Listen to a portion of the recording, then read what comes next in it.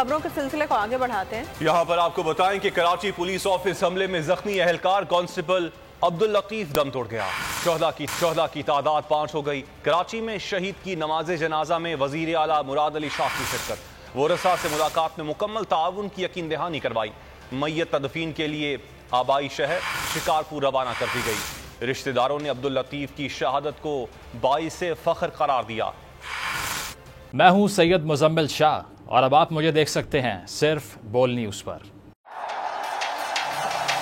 जिंदगी एक मैदान है और PSL 8 में हर टीम को छूना आसमान है। 6 टीमों के बीच धुआंधार लड़ाई।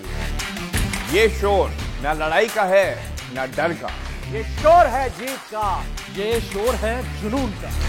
खेल का जुनून रोजाना रात 11 बजे सिर्फ बोल न्यूज पर।